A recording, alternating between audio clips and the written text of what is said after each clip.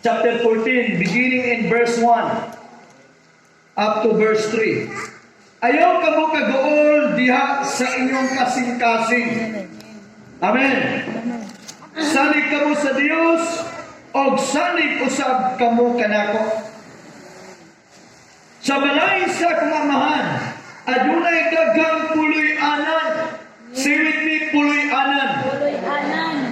Kung dili pa kini mao, muingon ba ako kaninyo nga moadto ako aron sa pag-andam og luna alang kaninyo? O sa makaadto na ako og makaandam na og dapit alang kaninyo, muanhi ako pag-usab og kuwaon nako kamo aron nga asa ako atua usab kamo. Ito palakpakan ang pulong sa Ginoo. Malindog ta, and shall we pray for the word of God? Hallelujah. Father, in the name of Jesus, and by the power of your Holy Spirit, Father, we need more of your Spirit. Lord, from today, right now, we ask more of your wisdom, knowledge, and understanding of your Spirit. Let your words today, Father, hallelujah, become a seed in our hearts. That through this seed today, of God, for us to be able to bear much fruits, the fruits that will last forever.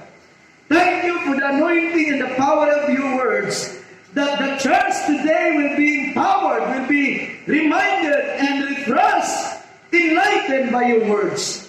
Father, right now, let the anointing and the power of your words will about to manifest to each and every soul today.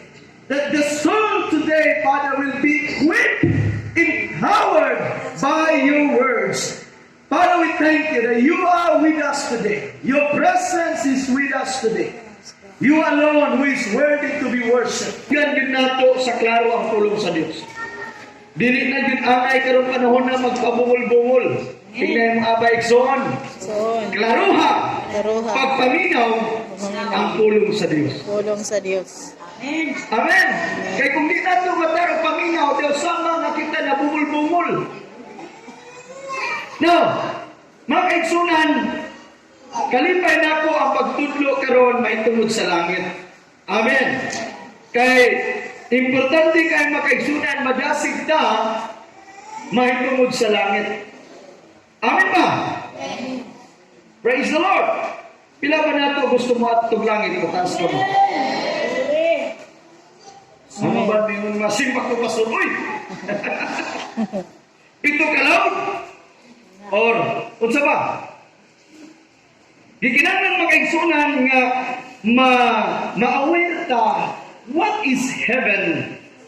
What is the place of heaven?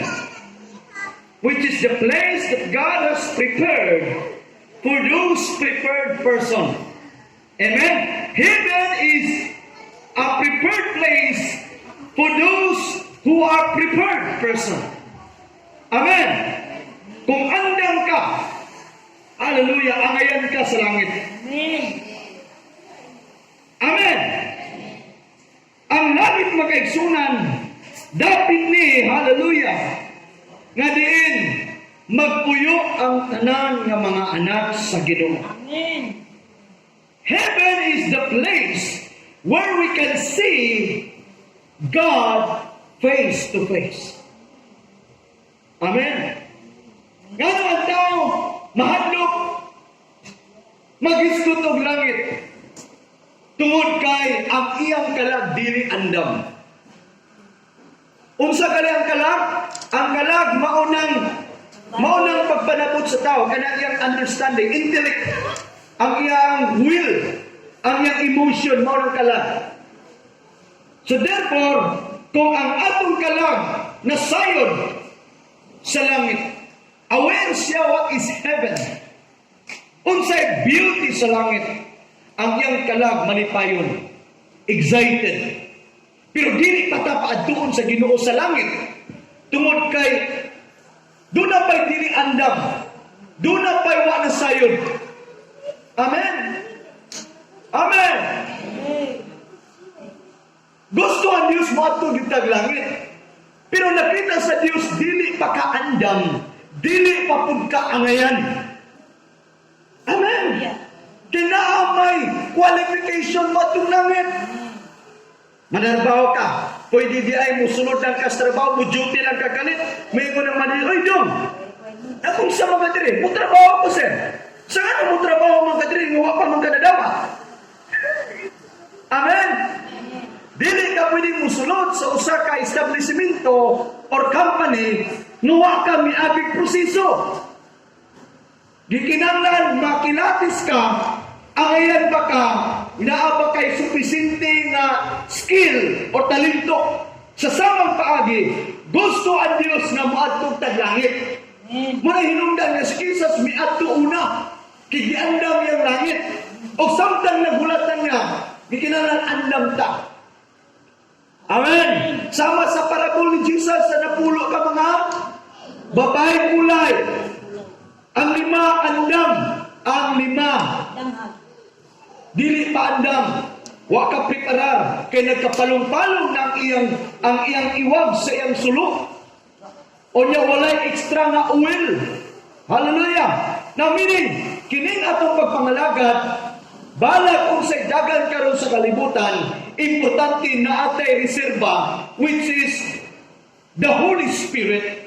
Kaysa parang nga maluya ka na ang Holy Spirit makatabang, makabaklat nimo, makahatag og gahom nimo. Aron naliwala sa mga hagit sa kalibutan, makasurvive ka, makalahutay ka, aron moabot ta sa atong final na destiny nga mao ang langit. Amen. Unsa ang langit is a place where we can see God face to face. Ang langit is a place where we cannot fear no more. Nga dili na tayo makabating kahadlok. Nga dito sa langit mga kaigsunan, wala na gayon kahadlok. Wala na kahadlok na atong mabati dito. Muna ang kanindot sa langit. Amen. Ang kalibutan karon mga kaigsunan na pollute sa spirit of fear. Sa espiritu sa kahadlok mga kaigsunan, tungod kay dunay daghang klase nga mga fake news mga kaigsunan na nakahatag og kahasol sa tao. Muna hinungdan ang tao dili na makatarong og hunahuna. Kagahapon dunay nagtawag nako. Usa pud kalagad sa Ginoo pero usa ka pulis. It's not there alone. But you have to step out by your faith. Amen. When the woman heard about Jesus, that Jesus was about to pass by in their house, and then eventually the woman, she's trying her best to reach out the hand of Jesus. Sa sitsin ni Jesus, nagpakiulaw siya. Miliot siya, nagkamang, hallelujah. Amen. Eko siya,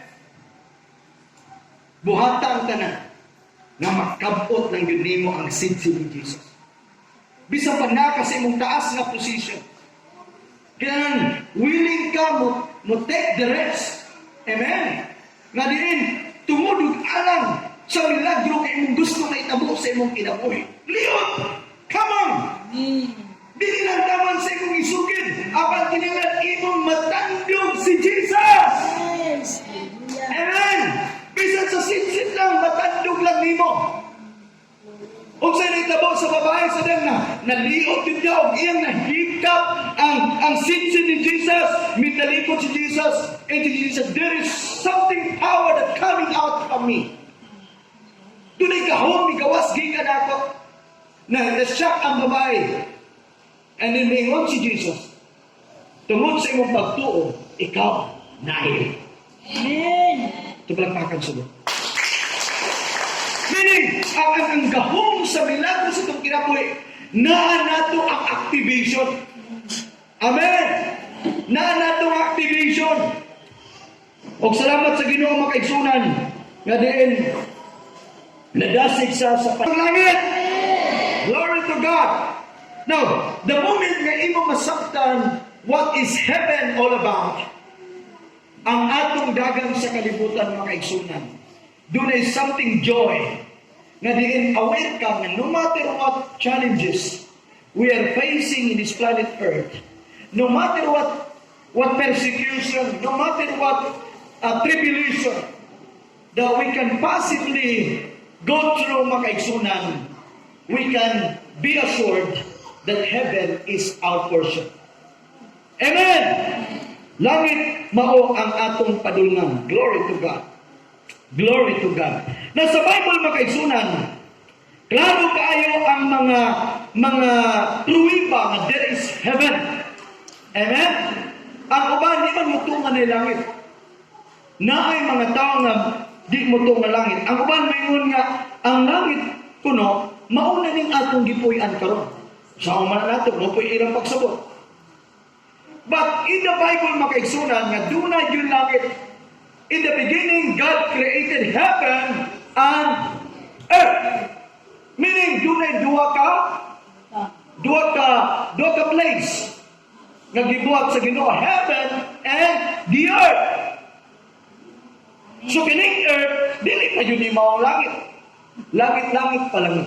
But even to Jesus, let the kingdom come here on earth as it is in heaven. Ang nakaninot lang, samtang nata sa yuta karon, we can feel heaven. Amen. Amen. Kanus ani mo mabati ang heaven samtang naa ka diri sa yuta.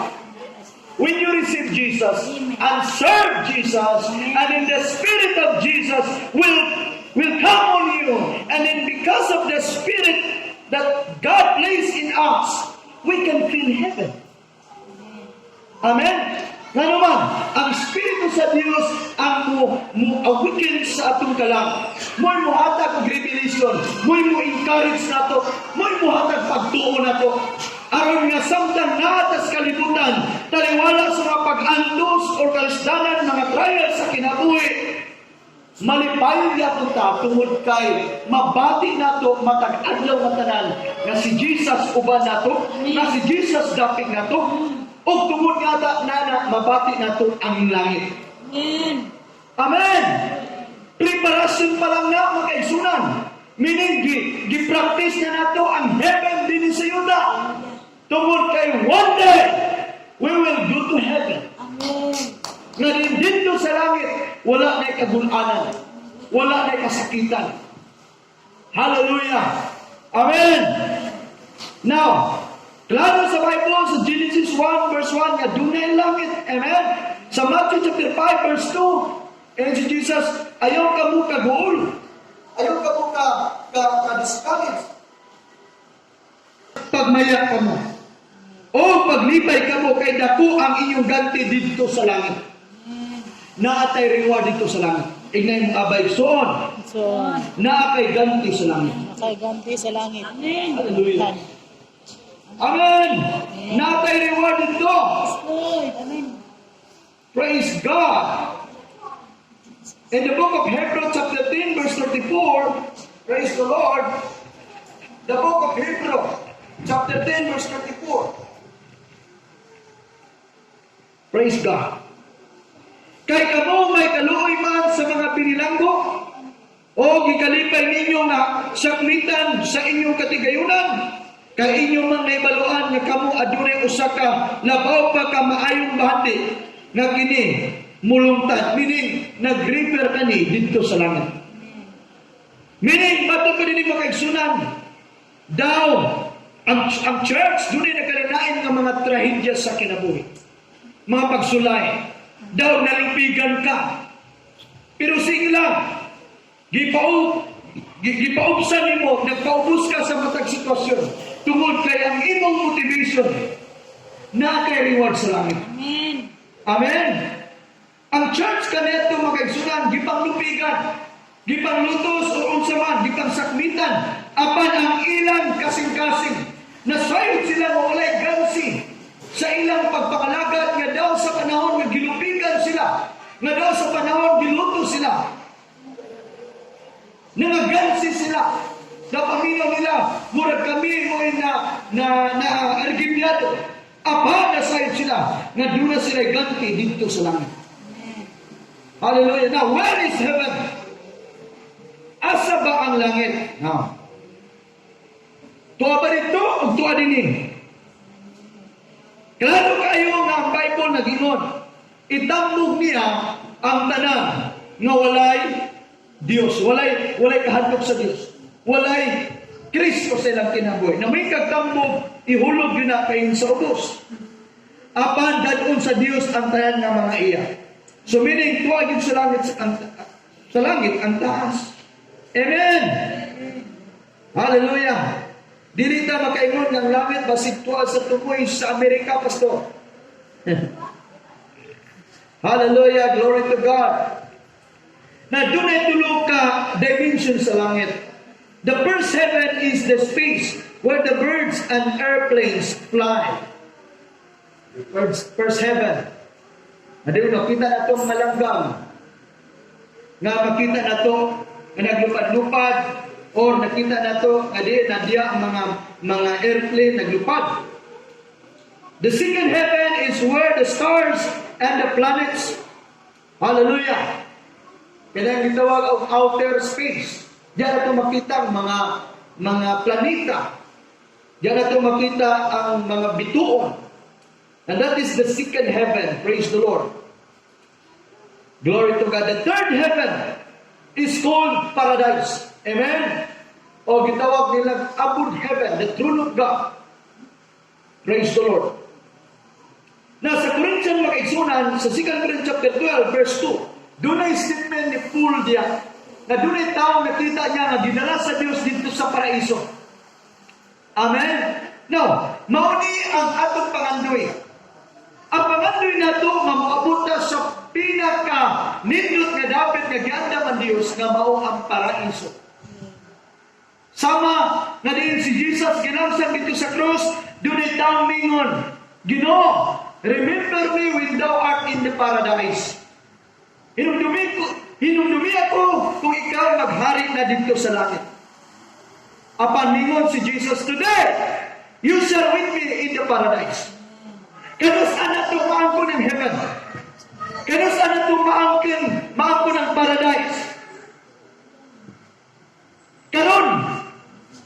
Amen. Amen. Karon nato siya ginawa. But one day, ma-enjoy na to ang fullness sa langit. Amen. Heaven is the place where we can feel the perfect love of God. Ito palagpakan si Lord. Karon mo kaigsunan ang langit by faith, by confidence. Mituod na nga we are belongs to heaven. Our citizenship is in heaven. Ato nang i-claim, ato nang barugan. Mao na atong faith. Amen. Ayaw pag-doubt, tagalangit ka ako. Angayan ka ako sa langit. Na kung nag-doubt ka sa imong kagalingon, doon na may mga butang dapat situlo nimo sa Dios.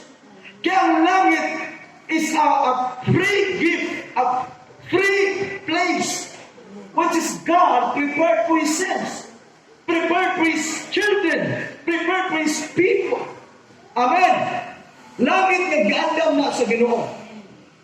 O ikaw mismo, dapat kita kumpiyansa o confident kita nga naa ang langit o kita tagalangit. Amen. Ato palpakan sila. Ayaw pag-doubt sa imong final na destiny. Tungod kay giandam na sa Ginoo para gyud nimo. Amen. Amen. Lord. Igni abay, igsoon, angayan ka sa langit. Pangayan kay ka sa langit. Amen. Angayan ka sa langit. Glory to God. Ang langit makaigsunan usa ka dapit nga paraiso o pinakanindot nga langit. Hallelujah. Praise God. Gitawag sa Bible makaigsunan of the heaven of heavens. Amen. Sa Nehemiah chapter 5 verse 6 and Deuteronomy chapter 10 verse 4, which is the place of God. Doon ang uban makaigsunan Daghan kayo og mga theology ang uban about heaven. But as long as what we read in the Bible that there is heaven, there is third heaven, doon ay dapat makaigsunan o kini nga dapat makaigsunan giandam sa Dios. Aron nga didtong dapita ang iyang makatawan, wala na mga kabalaka, wala na kahadlok. Now, diri sa Bible, balik na sa itong passage makaigsunan nga gibasa. Tanaw ni mo ni nga passage, giprepare ni Jesus ang iyang katawan, ang iyang disciple, ang church. Ayaw ka mo kaguol diya sa inyong kasing-kasing. Amen? Kaya dili sa pagbati sa itong kasing-kasing, doon ay mga tendency nga ma-trigger ang imong condition. Dili sa itong kasing-kasing, doon ay mga posible na mapanik ka. Apan kung masito na mo kasing-kasing, you believe that there is heaven. You believe that there is God. You believe that God is loving us so much. Dili ta angay maguol. Amen. Ingon si Jesus, ayaw ka guol diya sa kasing-kasing. Salig ka mo sa Dios ug salig usab ka mo kana. Ang gusto ni Jesus nga bisan pag-unsay circumstances sa kalibutan, dili mapiktahan ang atong pagsalig niya. Naunsay mo na ni Jesus? Kay sa balay sa kamahan, adunay dagang pulianan. Sa ubang na verso nag-ingon, kay balay sa kamahan, dunay dagang mga mansyon. Kay imagine mansyon ang imong puyan. Amen! Kita na matag mansyon? Makakita tag bindot nga balay, doon natin panganday nga, unsa kay pagbatig na makapuyot na diya, natay balay sa mana. Amen? Now, bisang wala pa tayo mansyon karon, dili lang ta mabalaka, dili lang mag-uul atong kasing-kasing. Amen? Dili lang ta magzilos. Lord, ganun naman sila yung mansyon, ako ha? Sige lang. Amen? Kailangan na kita yung mansyon dito sa langit. Pero, hinumdumi as I've said, you are the child of God. You can even ask for more. Lord, wak man ko'y mansyon karon, kung tagay ko, nindot lang po dumalay. Amen? Kami makaigsunan, na yung makato sa balay, pastor. Ayaw po din yung balay, pastor. Amen? Well, ipuna mo na sa akong desire. Makato mo sa mong balay, walay siling. Hayag kayo among sin, dagang kayong. Pero nagtuo ko, na one of this day, na-surprise sa Ginoo nga house and lot. Tuklapakan siya. Huwag sa nagdali. Importante nga malipayon ta sa itong pagpangalagan. Nga, nalipay na ko nga natin nindot nga simbahan.